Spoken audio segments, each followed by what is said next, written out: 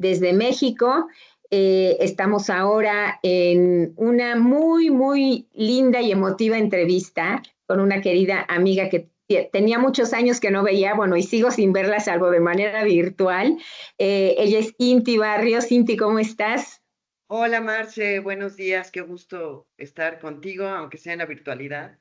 Gracias por este espacio y qué gusto. No, pues al contrario, Inti, yo te agradezco porque sé que estás súper ocupada, pero bueno, pues voy a presentarte muy rápidamente, además de ser una querida amiga. Inti es una contadora de historias, ¿no? A través del teatro. Y justamente a través de esta narración oral escénica de la que ella tiene además como un don para hacerlo, ¿no?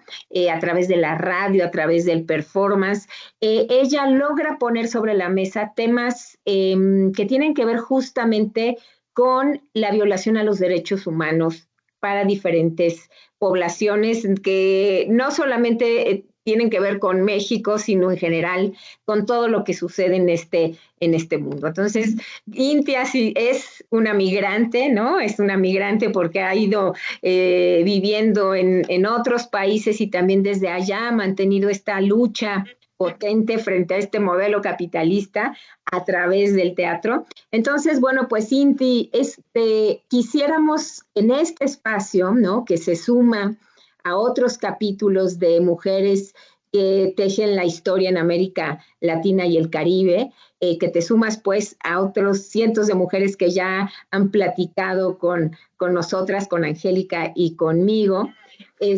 Queremos pues que nos cuentes tu historia, ¿no? Que nos cuentes dónde empieza Inti, casi dónde nace Inti, en qué contexto, y luego es cómo se va formando pues esta luchadora, esta defensora de los derechos de poblaciones vulnerables, ¿no? Entonces, Inti, si quieres empezar contándonos sobre tu niñez, por ejemplo, y de tu maravillosa familia en la que creciste. Ay, Marce, pues mira, yo soy de Tehuacán, Puebla. Ahí nací en el 75, ya casi 50 años voy a cumplir. Y bueno, pues soy hija de Conchita y de Martín. Y soy nieta de Altagracia y sobrina de Marta Hernández, una doctora. Y creo que en la familia, bueno, y de Marcelino, mi abuelito, por la parte materna y por la parte paterna de Alicia y de Bardomiano, en la Sierra Norte de Puebla. Mi familia es originaria de Oaxaca, por parte de mi mamá. Son migrantes, en este año cumplieron 100 años de haber emigrado a Tehuacán. Y pues ya mi madre nace aquí y yo tengo una vida un poco así entre estar con mis padres un tiempo de la niñez en Puebla, pero mi mamá pues tenía una vida un poco ajetreada de subir y bajar, trabajaba en el Museo de Santa Rosa en Puebla, estudiaba en la ENA, daba clases en Tlaxcala, mi papá daba clases en la UAP. Entonces, pues fueron años fabulosos porque convivimos pues, con la escuela de antropología, ir a esas cosas de niños, a clases, con mi mamá a Tlaxcala, eh, recorrer Puebla en cuestión de museos, en fin, conocer poblaciones indígenas, a través de mi otra abuela también las danzas tradicionales de la Sierra Norte. Y luego, por otro lado, la vida en Tehuacán, que fue donde ya nos instalamos nosotros, mi hermano y yo, pues fue con mi abuela, una mujer oaxaqueña, migrante aquí en Tehuacán.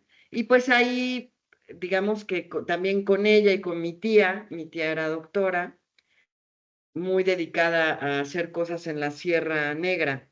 Entonces, como que había una vocación en las dos mujeres de mi familia, hermanas, mi tía y mi mamá, de trabajar con la gente y para la gente pues en contextos adversos, porque en la Sierra Negra había toda una cuestión con la tuberculosis y mi tía trabajó para erradicar eso, digamos, junto con monjas. Por ejemplo, un trabajo muy de monjas, con la iglesia.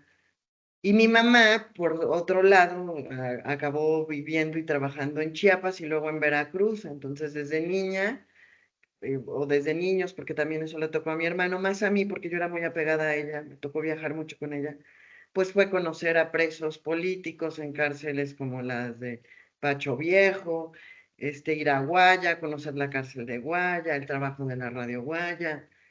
De niños fuimos a Chiapas, ver cómo vivían las comunidades indígenas, también ver lo que pasaba en Tehuacán.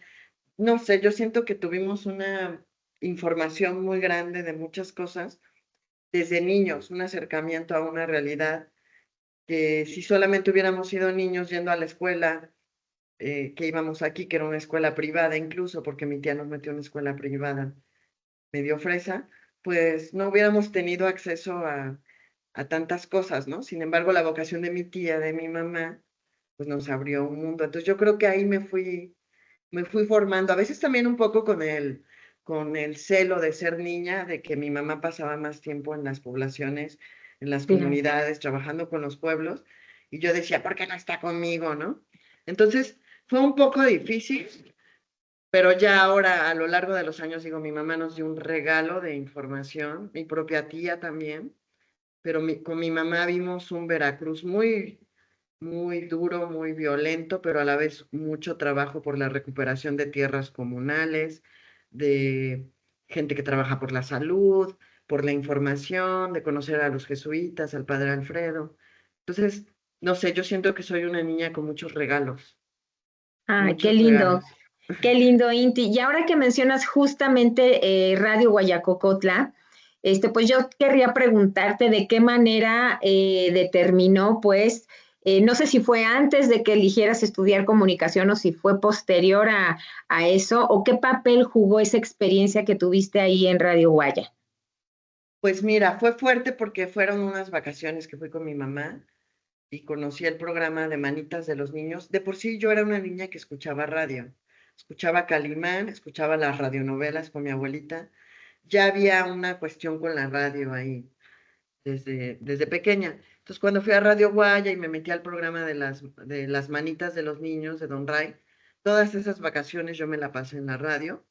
Entonces fue muy fuerte, pero también escuché lo que hacían un noticiero del campo, con su canción de la plaga, de una plaga que se andaba comiendo las plantas, las milpas, ¿no? El maíz. Entonces ya me gustó mucho ahí y en el servicio social, porque estudié en la Ibero, dije, a lo mejor me voy a Radio Guaya, pero mi amiga y yo nos echamos un volado y acabamos en Acatlán de Osorio, ya no fuimos a Radio Guaya. Sin embargo, yo hice colaboraciones con Radio Guaya desde hace mucho tiempo, porque me dediqué al teatro en algún momento de la vida y al trabajo con la voz. Entonces, Alfredo, el padre, me invitaba a dar talleres de voz a los locutores. Entonces, ya en el 2017, después de ser migrante en Montreal, porque he tenido una vida muy, muy de vivir en muchos lados, él me invitó a trabajar en Radio Guaya. Fue una experiencia corta, digamos, de colaboración ya es de muchos años, de más de 10, 15 años, de conocer a la radio, la amo profundamente también, veo su impacto, es un proyecto maravilloso. Trabajé intensamente solo 2 años allá, 2 años donde aprendí de radio muchísimo, porque Alfredo es un gran maestro, es un gran Sí, entrevistador, por ejemplo, y con él recorrí medio año muchas partes de la sierra intensamente, o sea, me la pasé con él recorriendo y entrevistando gente y luego trabajando con los locutores la cuestión de la voz. Entonces, la radio Guaya sí influyó en mis ganas de hacer radio y, y es para mí un lugar que quiero mucho y que tiene que ver con mi historia desde la niñez también, es curioso. fíjate, qué lindo. Yo creo que tú das en el clavo porque yo creo que en la niñez recibí la información que me iba a llevar a diferentes lugares. Fíjate qué bonito, Inti, porque, bueno, solo como para poner en contexto a quienes nos escuchan, que esperemos que sea en otros países, Radio Guaya, como le decimos de cariño quienes la conocemos aquí en México, Radio Guayacocotla, ¿no? Que es la comunidad en donde se encuentra esta radio comunitaria, pues es un proyecto que nace también desde las misiones jesuitas, ¿no? Entonces es un proyecto de mucho compromiso social, de acompañar a la población, de ir tejiendo una radio más crítica, ¿no?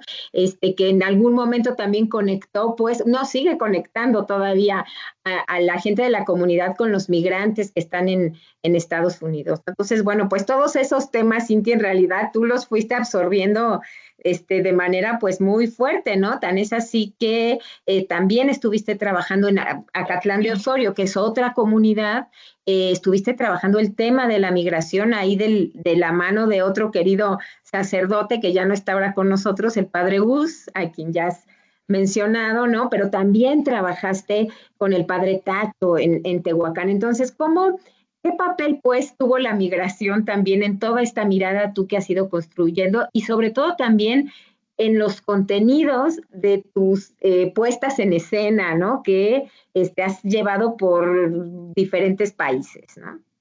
Pues mira, yo creo que tuvo que ver mucho que mi abuela y mi abuelo fueran migrantes. Fue algo que ya desde niña también me tocó ir con la abuela a San Marcos Arteaga y ver que todos se habían ido a Nueva York. Entonces fue algo que ya había, ¿no? El tío Zoilo que había regresado, qué pasó con sus hijos. La migración ya atravesaba las narrativas de vida en la familia.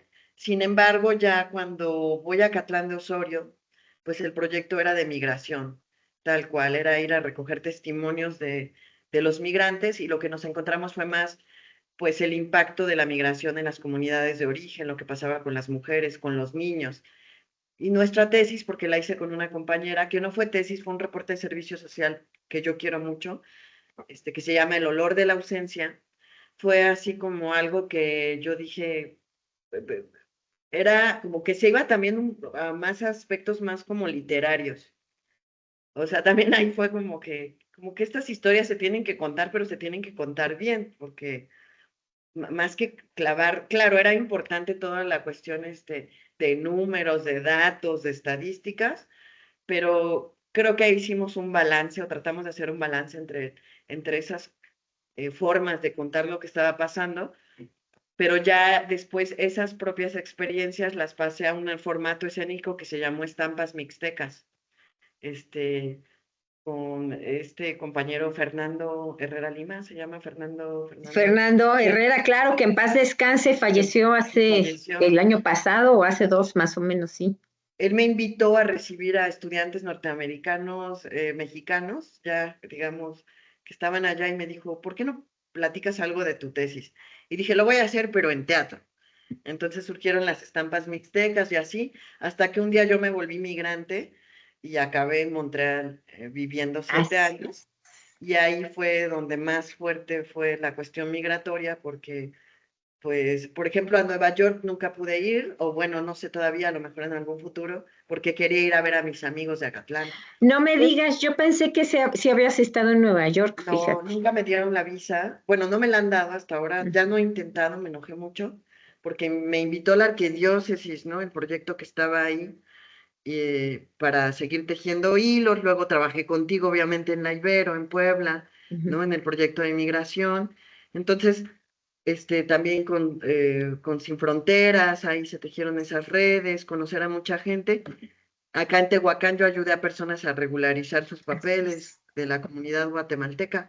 Y finalmente yo me vuelvo migrante en Montreal y ahí trabajo con el Centro de Trabajadores Inmigrantes, el Mexicanos Unidos por la Regularización, que la fundamos en el 2011 para luchar contra las deportaciones de mexicanos, y con el bloque de artistas del Centro de Trabajadores Inmigrantes, utilizando al arte, digamos, como un medio para visibilizar las luchas de los trabajadores sin Ujú, papeles.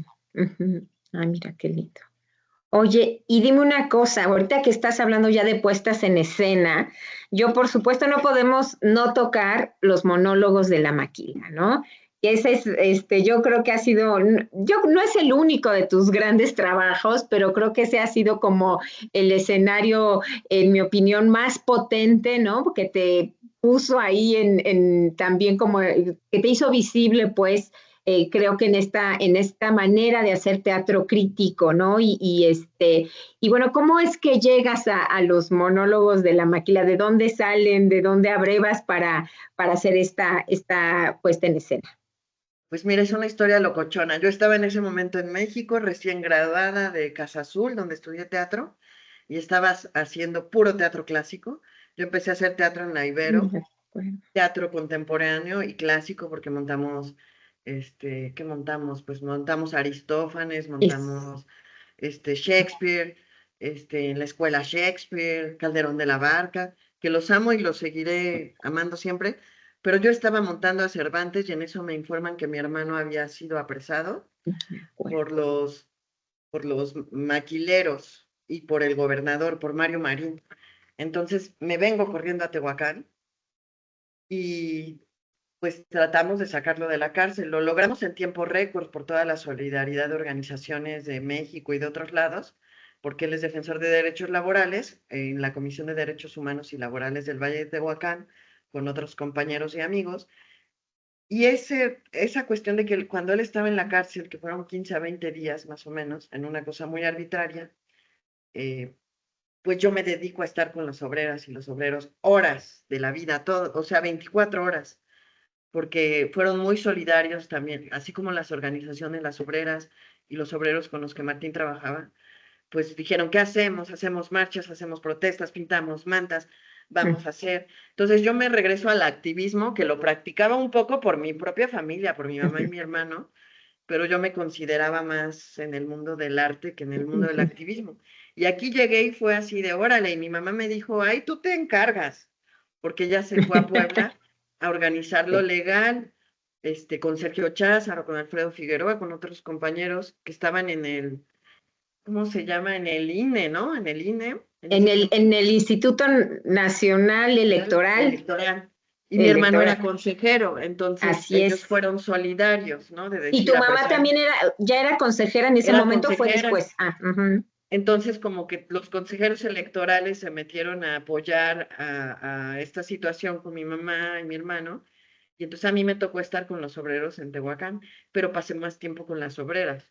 Ah, Y entonces empecé a oír montones de historias que lo sabía por mi hermano y mis amigos, pero cuando las oí fue así de, esto se tiene que contar. Ya había hecho yo un performance, que era un desfile de modas, donde se decía qué proceso llevaba cada tipo de pantalón, ujú, que se llamaba Trapitos Azules Incorporated. ujú, Y entonces ahí como que dije, no, ya tengo que hacer algo, ¿no? Pero pues estábamos en la defensa de, bueno, para sacar a Martín de la cárcel. ujú. Cuando ya él por fin sale, también pasa en ese tiempo la caravana de la otra campaña con Marcos, Sí. pasa con las obreras de Altepeji, de Tehuacán, los recibimos y entonces también Marcos escribe sobre el asunto. Y entonces yo con ese material del calzón de manta a los blue jeans, lo que había pasado con los obreros y la otra campaña, lo que yo había escuchado, junto material, o sea, le pido material a la comisión y quiero que lo monte, que lo escriba algún dramaturgo famoso o famosa y nadie me pela, es así como que no, pues tus historias pues gracias, ¿no? Y entonces las articulo yo en una dramaturgia que exploro también se las doy a las actrices, también ellas exploran cosas, contribuyen al texto, y yo hago la dramaturgia ya, digamos, final, y luego voy con mi dramaturgia para ver a los directores famosos, y nadie me quiere dirigir la obra. Y entonces fue así como yo acabé escribiendo y dirigiendo Monólogos de la Maquila, que es la historia de 4 obreras que va en línea paralela con 4 modelos que quieren caber en un pantalón talla 3. Y Ujú. entonces se narran las historias de vida de mujeres de Tehuacán en una mezcla híbrida y o sea, un personaje puede contener a 3, 4 mujeres, las historias de Ujú. 3, 4 mujeres, Sí. y surgen nuevos personajes. Entonces, ahí surge Monólogos de la Maquila, estuvo 7 años vigente viajando por toda la República y viajó incluso a Honduras, a Ujú. Nicaragua y también estuvo en Canadá. Ajá. Sí, qué maravilla, Inti. La verdad es que, eh, ¿cómo fue tu llegada al teatro? O sea, ¿cómo es que saliendo de comunicación, graduándote de comunicación, o antes ya estabas no sé si estabas en en la compañía de teatro de la universidad, eso no lo tengo muy claro, Sí, fue ahí o cómo fue que empezaste tú con esos, a hacer pininos pues en el teatro? pues mira, yo quise al teatro desde chiquita, te digo, la infancia, tú me has dado aquí claves muy importantes. Yo quería actuar y no había teatro en mi pueblo. Ahora ya hay una escuela de Limba, qué bueno. Ay, sí. Entonces, pues yo iba a lo que podía. Entonces, y fui incluso a la representación de la Pasión de Cristo a actuar y me dieron mi papel de donde decía tienes que decir crucifícalo y yo me lo aprendí, lo ensayé.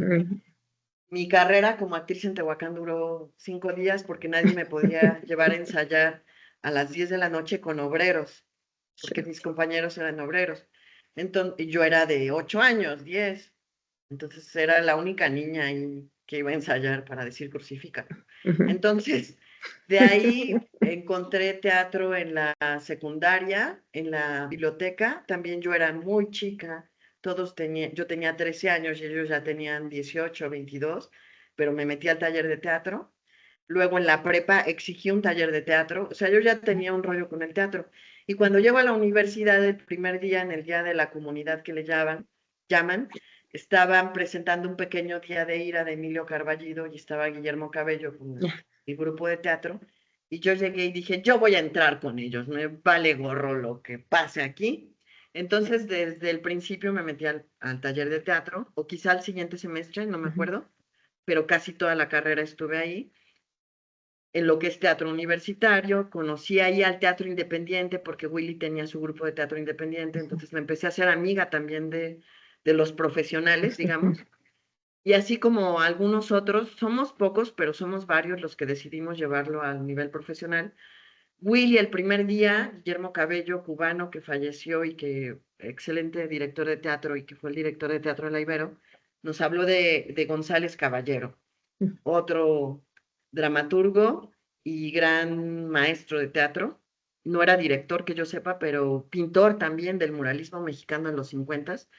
Y entonces cuando yo termino la universidad, trabajo un tiempo pues contigo, con Oscar Soto, en la cuestión de migración, en la cuestión de investigación, pero ya llega un momento en que ya no sé qué pasó ahí. Si ya no regresé, ya no sé qué pasó, pero agarré y Todavía, ¿te acuerdas que fuimos a Tijuana en algún a momento? Tijuana. Sí, es cierto, Sí, fuimos a Tijuana en la cuestión de migración con la. Estuve ahí un tiempo trabajando, sí, sí, como sí. 2 años, yo creo.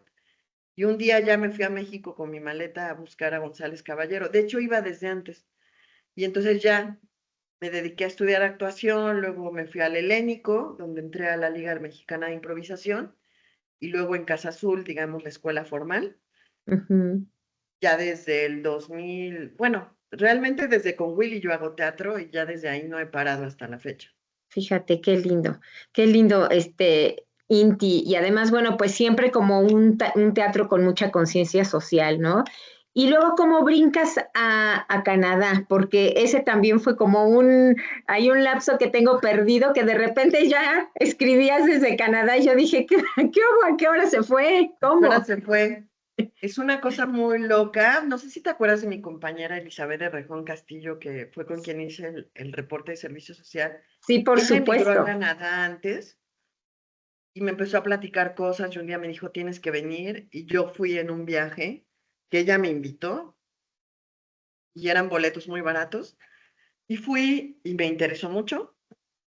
Y luego ya estando yo aquí en México como al año, me metí a algo que se llamaba México no sé qué del FONCA, donde tú pagabas, no sé, 1,000 pesos, 500, no me acuerdo, para entrevistarte con productores del mundo y de México. Mm, Y llegaron unos de Montreal, del Montréal Art Interculturel, que es Montreal Artes Interculturales, y me senté con ellos unos minutos y me dijeron, oye, nos interesa tu proyecto. También a nadie le interesaba la maquila, ¿no? Era bien ujú, loco que yo tenía que andarme peleando con todos, porque miren, este trabajo vale la pena. ujú.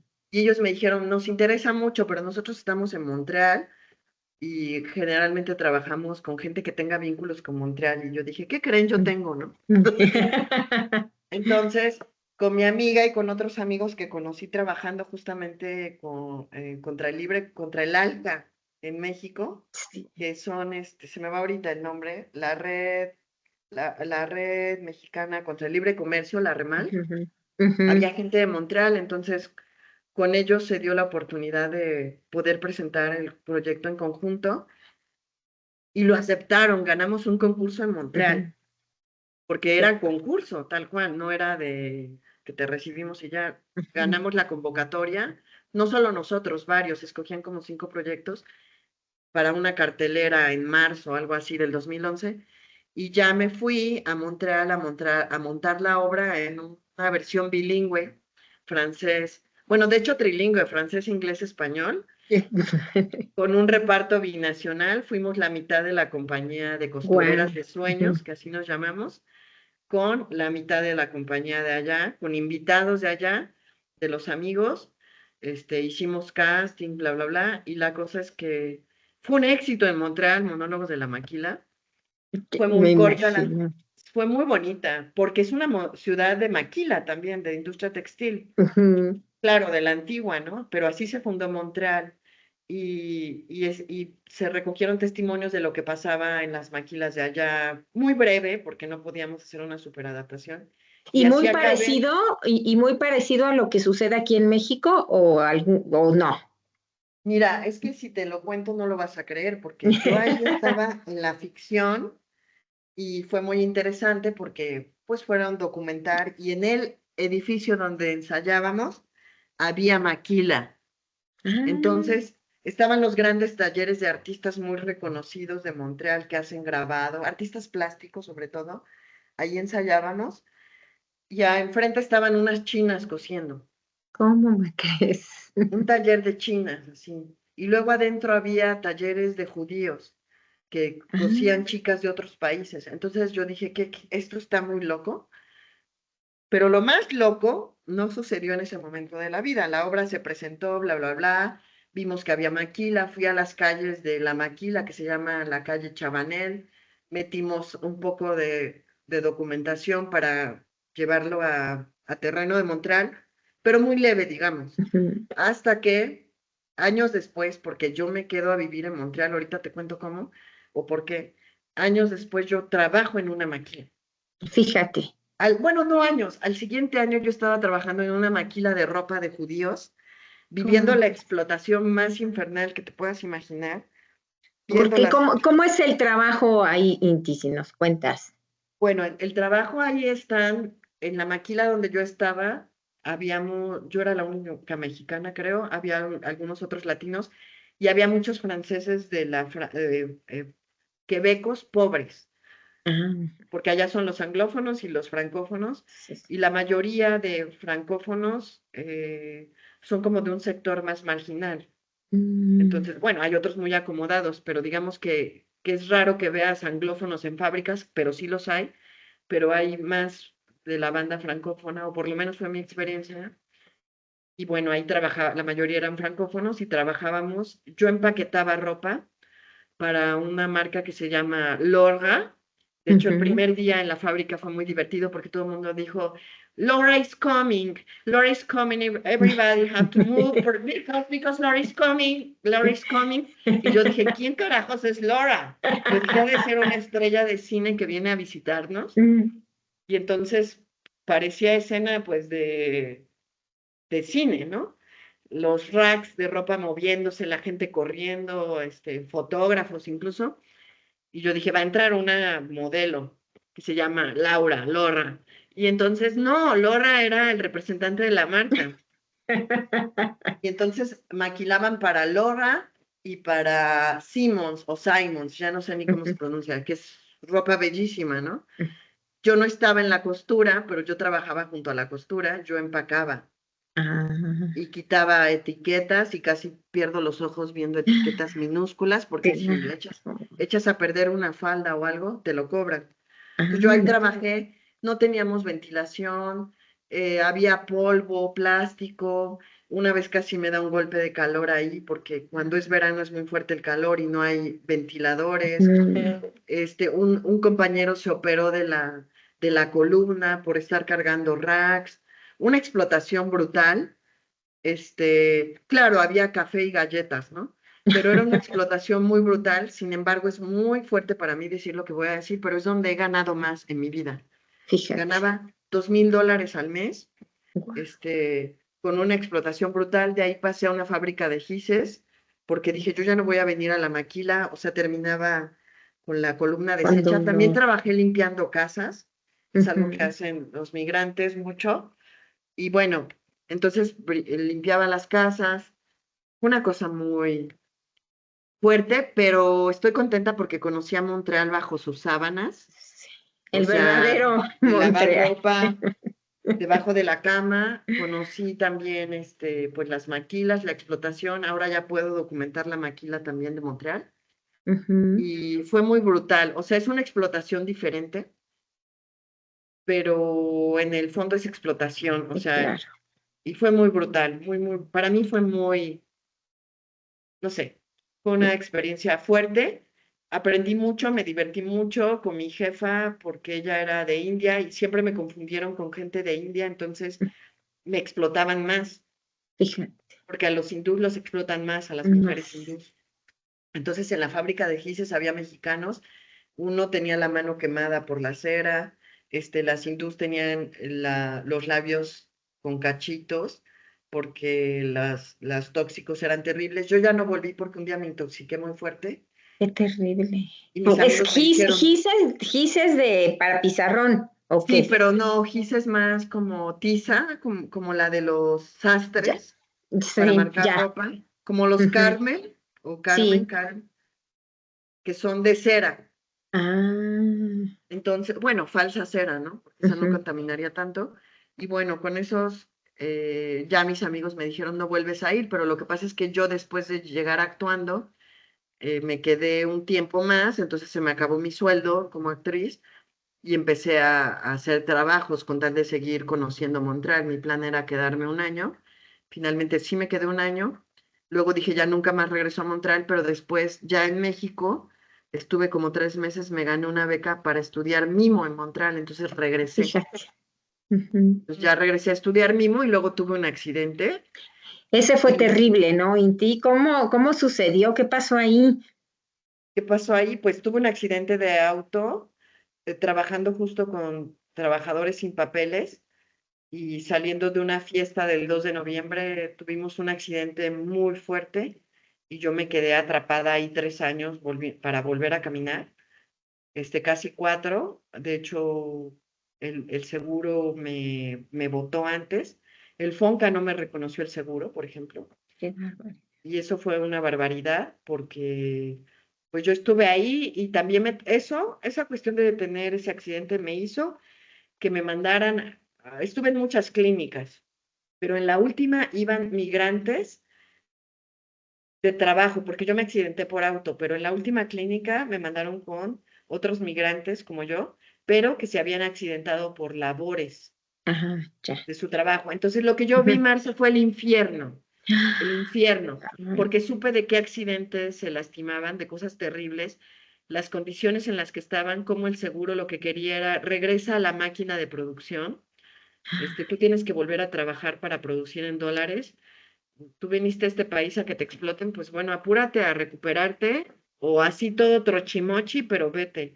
Había una mexicana que metía, bueno, que empujaba manzanas en una caja y un día se le Ujú. fueron las manos así y ya quedó con las manos así. Ay, no me digas. Entonces vi un mundo, o sea, la verdad es que yo soy como testiga de muchas cosas muy fuertes y de eso hablo en Going Bananas, que es mi Ajá. última obra.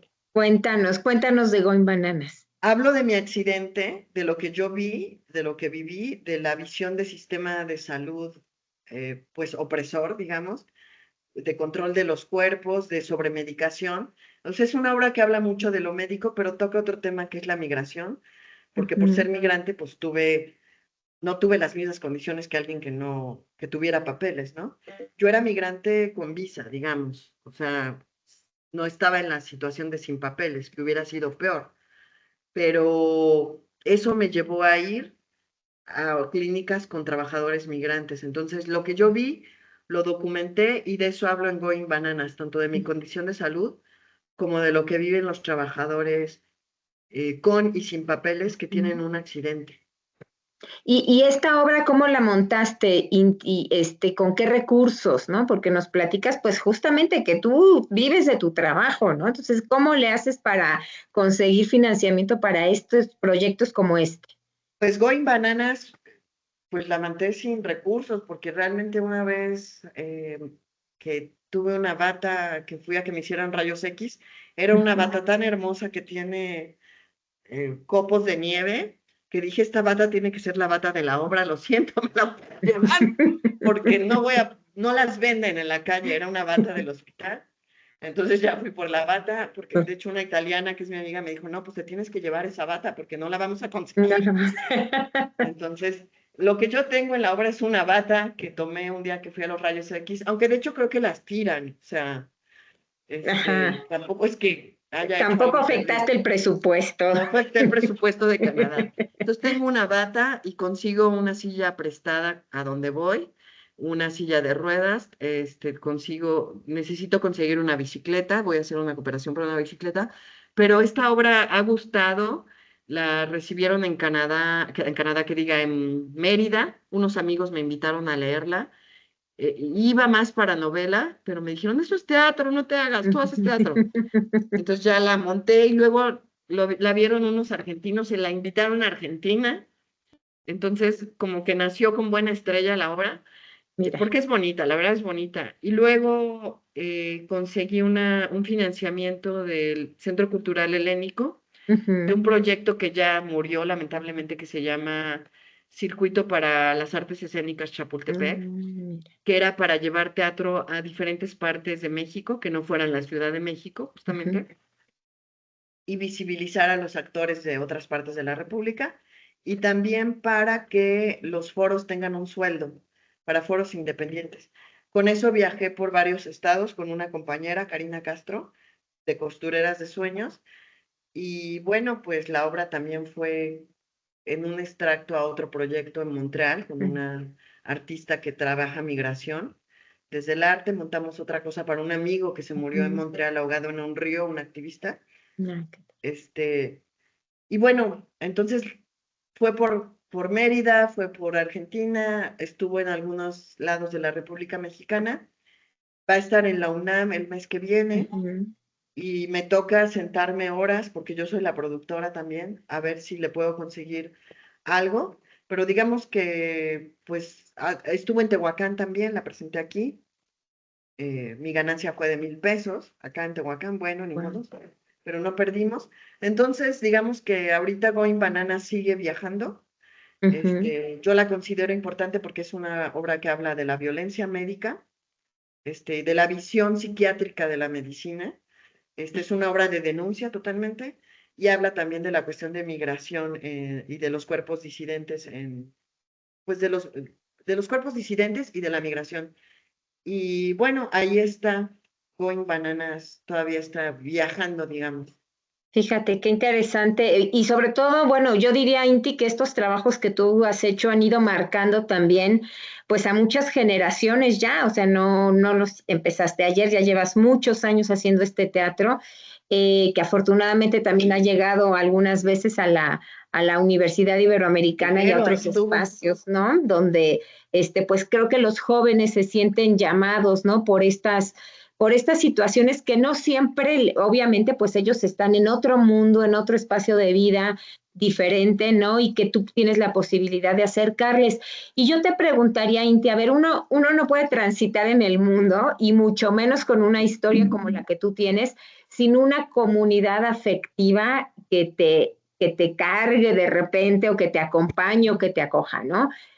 ¿Quiénes han sido tus comunidades, tu comunidad afectiva en toda esta historia, no? Bueno, Elizabeth estuvo en Canadá, obviamente tu familia, ¿no? Pero ¿quiénes han conformado esa historia, esa comunidad afectiva tuya, que te cuida y te protege cuando se necesita? Bueno, pues está mi familia, ¿no? Obviamente está Ingrid, que es una gran amiga, Ingrid Van Buren, ¿no? Que ha estado ahí en Montreal, mi familia, mi papá, mi hermano, mis amigos de Tehuacán, ahora estamos aquí en una lucha contra un basurero, y pues está gente con la que trabajo, ¿no? De Santa María Cuapan, de los amigos de la infancia incluso, y en Montreal sí se tejió una red muy bonita, es Ujú. muy curioso, esa situación de ser migrante hace que se tejan redes muy bonitas, como de tela de araña, que son Ujú. fuertes, ¿no? Que las ves débiles por la precariedad, tal vez, por todo eso, pero no, o sea, somos hermanos. Entonces, ahorita, pues, esta obra también, por ejemplo, cuando yo fui a Montreal, fue porque me invita la amiga de Montreal. Los amigos de Argentina son teatreros. Yo creo que en el teatro independiente hay una cosa muy hermosa que es, ahorita yo estoy a punto de ir a Argentina para otro montaje de una obra nueva que se llama Eva Furiosa, de una dramaturga argentina, que me Ujú. invitó a hacer su Eva. Entonces, y tuve la suerte de sacar una beca del FONCA muy chiquita de 130,000 para solucionar montaje, vestuario, luces, comida, Guau. transporte, avión, sueldos. No sé qué vamos a hacer con esos 130,000, Maravillas, porque con todo lo pero que con lo que implica, pero es una sí. red tan fuerte la de la solidaridad de los teatreros. O sea, un amigo teatrero acaba de hacer su fiesta de teatro en Yucatán y pues vengan, pero pues vengan como puedan, ¿no? Entonces unos amigos de México dijo, nos subimos a la camioneta y nosotros ponemos la gasolina y que venga Going Bananas con nosotros, porque Ay, Going qué Bananas maravilla. empezó en Yucatán. Entonces Fíjate, parte de mi sí. familia teatral está en Yucatán, otra está en Argentina, otra está en Ciudad de México y otra está en Montreal. Y pues ahora estoy tejiendo aquí en Tehuacán, estamos agrupándonos los colectivos culturales, la gente de diferentes disciplinas para hacer frente a las injusticias desde el sistema, desde los ayuntamientos, secretarías de cultura, incluso del Estado, porque a nivel federal es algo mucho más amable y Ujú, más comprometido, pero a nivel del Estado es muy duro, ¿no? ujú. Aún así, Going Bananas estuvo en la Secretaría de Cultura el año pasado, ¿eh? En el Festival Ah, mira. Internacional de la Ciudad de Ujú, Puebla, en la Ibero también. Entonces, pues ahí está otra red, la Ibero, ¿no? Que me dijo, vente para acá a presentar. ujú. Entonces, son esos lazos a lo largo de los años, ¿no? Ahorita estoy platicando contigo, ojalá hagamos algo de migración, escénico. Seguro. Entonces, son esos lacitos a lo largo de la vida, yo creo, y mucho pues la red de mi mamá, ¿no? El padre Alfredo, la radio, en fin. Así es. Sí, siempre has estado como muy cercana a los territorios. Y y algo, bueno, nos brincamos un pedacito que no me gustaría dejar de tocar, que justo tiene que ver con tu formación universitaria, ¿no?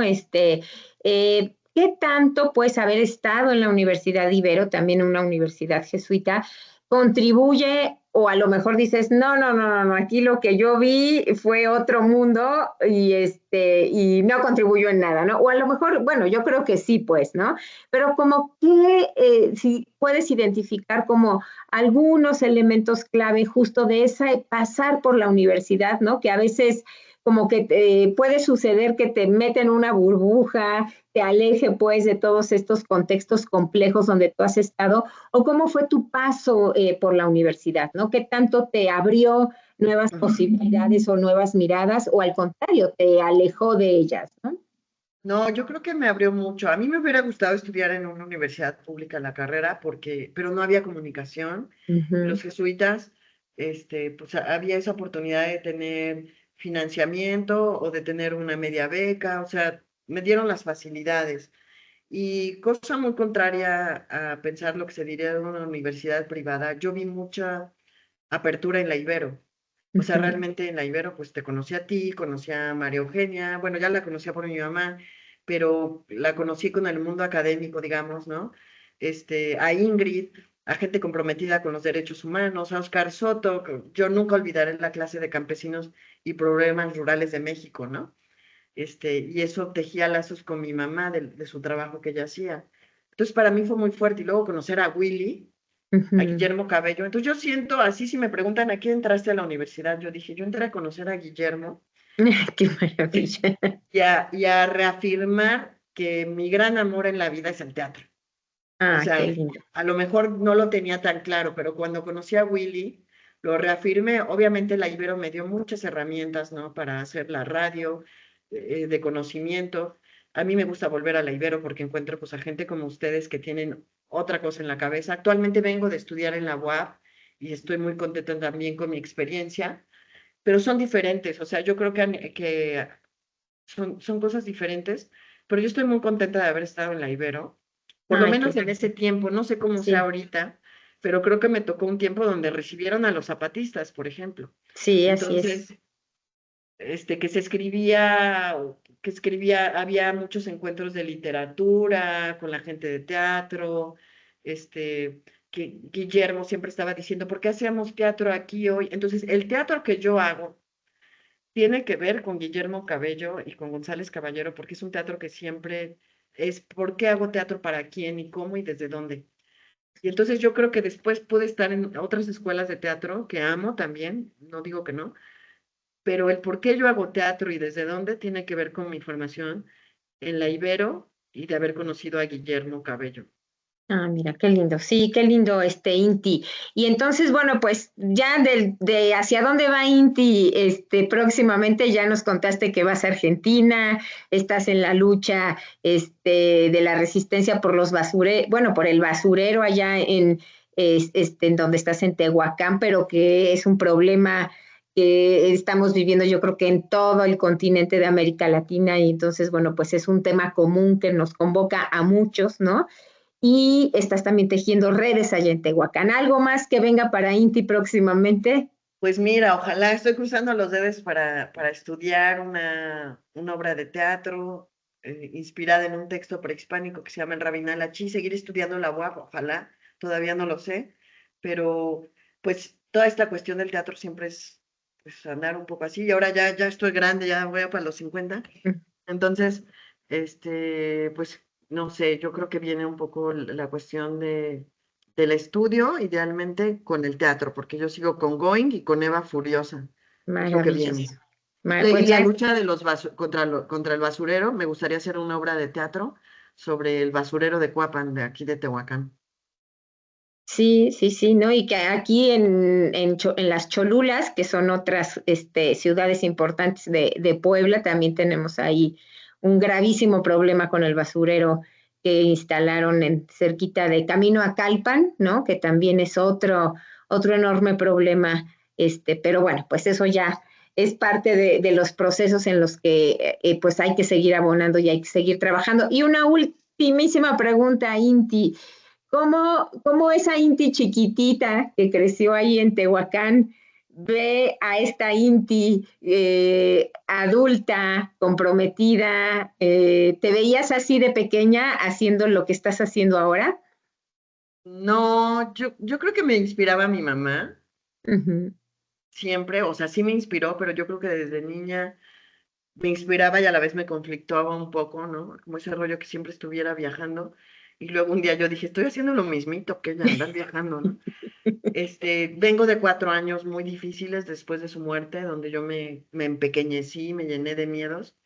Ahorita que estamos platicando, como que volví a reafirmar cosas, porque siempre la muerte de mi mamá a mí me dejó sin brújula.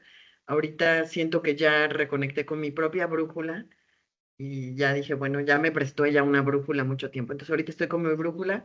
No me imaginaba esto que pasaría, pero sí me imaginaba, yo creo que me gustaba andar por muchos lados. Creo que desde niña me gustó moverme.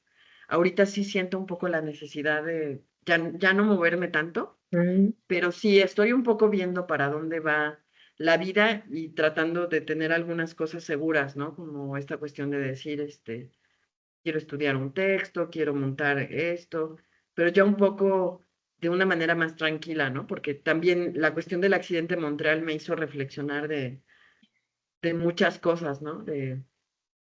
Pues de tener ciertas seguridades en una época donde no hay seguridad alguna, pero el teatro es el lugar de las incertidumbres y estoy contenta, o sea, tampoco quiero renunciar a esa parte de decir, yo amo hacer esto a pesar de que sea muy difícil, pero bueno, aquí estamos.